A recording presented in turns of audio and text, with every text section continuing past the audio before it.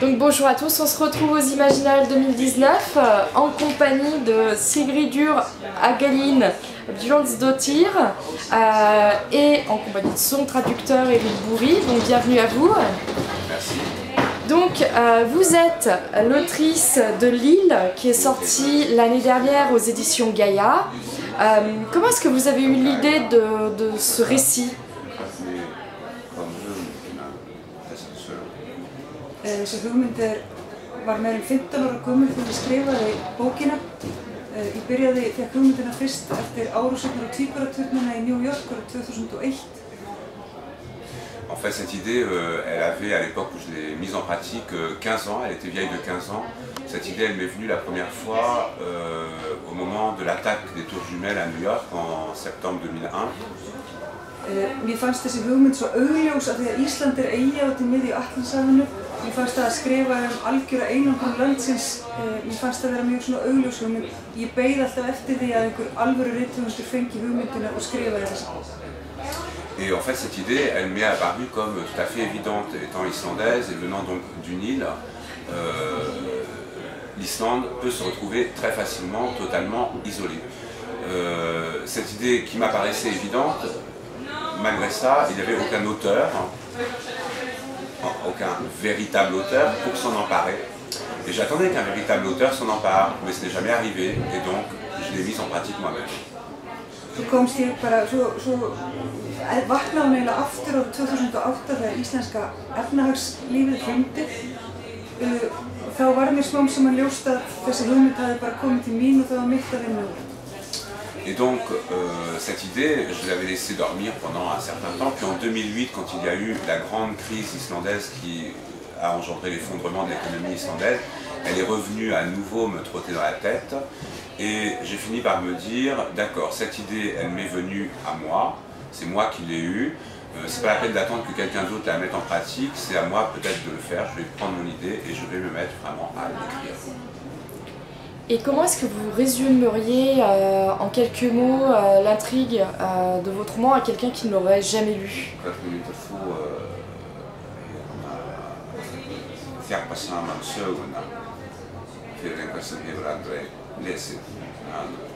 Þessi saga það sem gerist þegar Ísland einangrast algjörlega frá umheiminum á nokkura skýringa. Ég reyndi að hafa hana eins svona realíska og ég mögulega.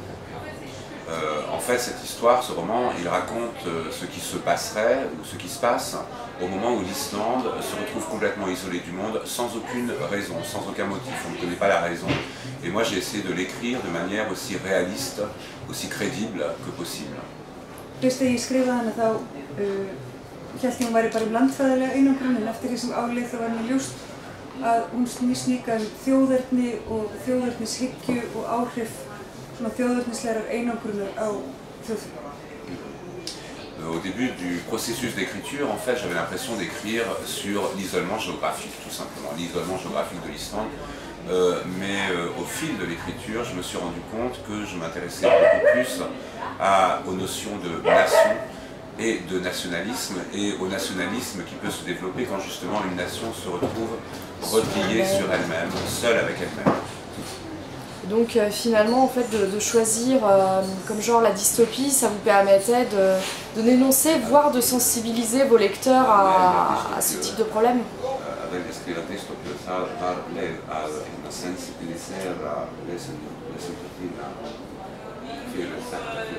Ou vous aviez un autre but? Ég vissi að þetta væri dystopía þegar ég skrifaði hana. Ég vissi eiginlega ekki hvað dystopía var. En fait, quand j'ai écrit ce roman, je ne savais pas que c'était une dystopie.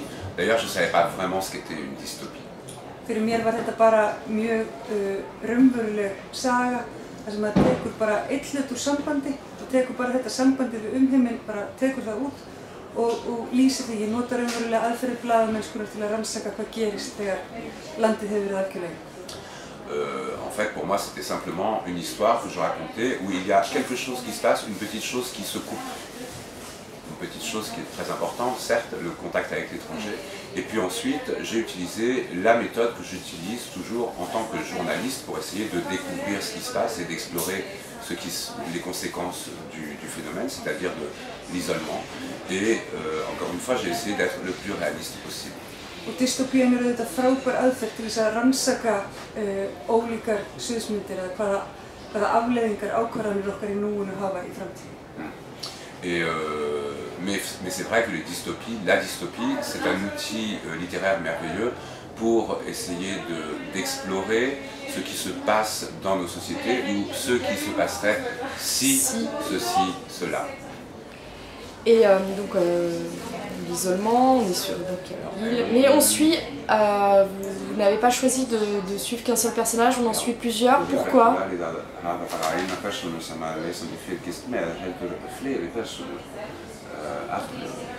Ég held að þetta er bara einföld leið í fréttamennsku til að gera söguna áhugaverðari eftir þess að þú tengir þetta við fleiri lifandi sögur og segir frá örlögum fólks þeim mun áhugaverðari verður sögur. Je pense que ça fait partie justement des méthodes journalistiques, c'est-à-dire que pour brosser une image d'ensemble de quelque chose, c'est bien d'avoir plusieurs voix, plusieurs points de vue. Et donc ça devient plus intéressant, d'autant plus qu'on a des personnes vivantes devant nous et donc on comprend mieux ce qui se passe. Það áhugavert að lýsa annars vegar sögu valdhafans þar sem ræður, sögu þar sem verður undir og sögu þar sem raunverulega fylgist með ákvörðunum. Et c'est très intéressant d'avoir le point de vue ou l'histoire de l'homme ou de la femme de pouvoir, l'histoire de l'homme ou de la femme qui n'a aucun pouvoir, et puis l'histoire de la personne qui suit les événements, c'est-à-dire le journaliste. D'accord. Et donc l'île, il y a l'isolement et la rupture de contact avec l'extérieur. Vous traitez aussi de sujets sensibles comme la xénophobie. Est-ce que ça vous tenait à cœur en fait d'aborder tous ces sujets? Est-ce qu'ils sont actuels en ce moment dans les discussions en Islande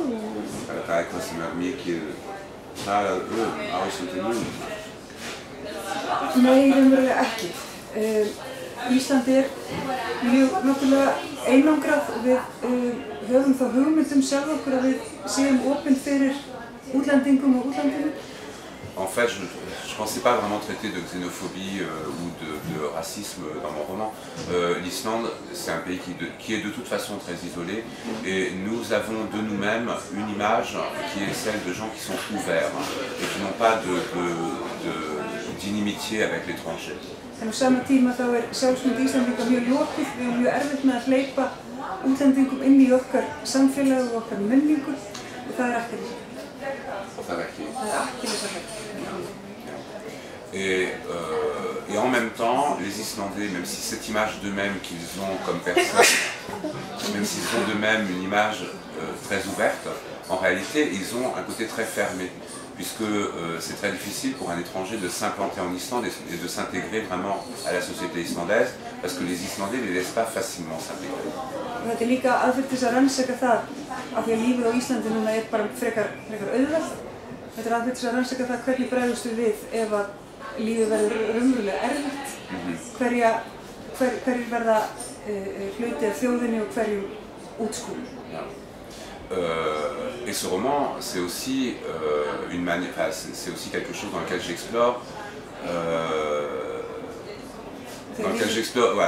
j'explore diverses choses. En ce moment, la vie en Islande est plutôt facile. On ne manque de rien, on n'est pas pauvre, tout va grosso modo bien. Maintenant, qu'est-ce qui se passerait si tout à coup on n'avait plus rien? Qui seraient les privilégiés et qui seraient les gens qu'on mettrait de côté, qu'on exclurait? Ça pose beaucoup de questions. Et est-ce que vous avez eu des sources d'inspiration pour ce roman, d'autres auteurs, ou des films, ou même de l'actualité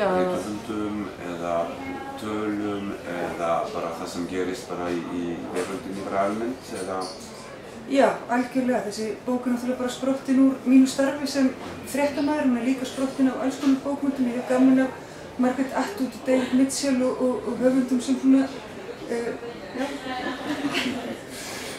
Oui, bah, ce livre, évidemment, il est le produit de mon environnement à moi, tout simplement. D'abord de mon travail de journaliste, hein, et puis de mes lectures, de ce que j'ai pu voir. Par exemple, dans mes lectures, j'aime beaucoup David Mitchell, j'aime beaucoup Margaret Atwood.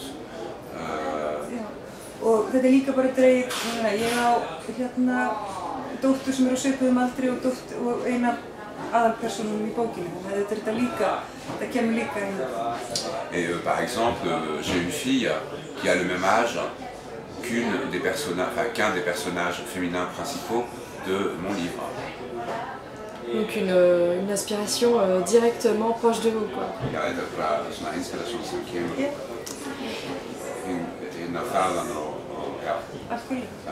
Donc, Oui, tout à fait. vous êtes journaliste et maintenant vous écrivez.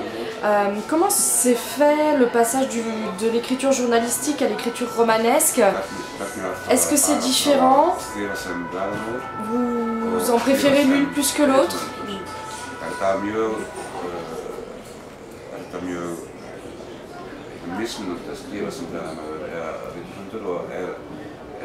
Eitthvað sem þér finnst best að gera, meira gaman að gera. Þetta er gjörólíkt. Í blaðamennskunni hefur maður náttúrulega alltaf mjög stífan ramma, maður verður að halda sig við raunveruleikann, staðreyndirnar, það sem er sagt og það sem er gert. Það fylgir í algjört frelsi að brjóta það af sér og skrifa skáldskap. En fait, c'est complètement différent parce que dans le journalisme, on a un cadre extrêmement défini, extrêmement rigide. On doit parler des faits, de ce qui est dit, de ce qui se passe. Et c'est très très agréable quand on écrit justement un roman de pouvoir éclater ce cadre et sortir complètement de ce carcan en fait. Ég ætlaði fyrst að vinna úr þessu efni eða þessari hugmynd sem blaðamaður og svo áttaði ég mig á því að ég þurfti að grípa til skáldskaparins til þess að segja þessu sögu og rannsaka hugmynd. Au départ, effectivement, j'avais pensé traiter ce sujet-là, donc ce sujet de l'isolement et tout ça, d'un point de vue presque purement journalistique. Et puis, très rapidement, en écrivant, je me suis rendu compte que je devais recourir à la création littéraire, à vraiment ce qu'on appelle l'écriture, quoi. D'accord. Et maintenant, alors, après Lille, est-ce que vous avez d'autres projets en cours à venir? Það kom út bók núna fyrir jólin sem Erik ætlar að þýða núna á næstu mánuðum. Hún er allt öðruvísi, hún er ekki framhaldsaðeina. J'ai publié un livre l'automne dernier qu'Eric va traduire dans les mois qui viennent. C'est un livre qui n'a absolument rien à voir avec Lille, ce n'est pas la suite, c'est un livre totalement indépendant de Lille. Un peu de teasing, non? Quelques mots sur l'intrigue? Je ne sais pas si vous avez le droit. Það er eiginlega fjölskyldudrama, getur ekki sagt það? On peut dire que c'est un drame familial. D'accord. Voilà. En tout cas, merci beaucoup d'avoir répondu à ces quelques questions. On vous souhaite un très bon salon.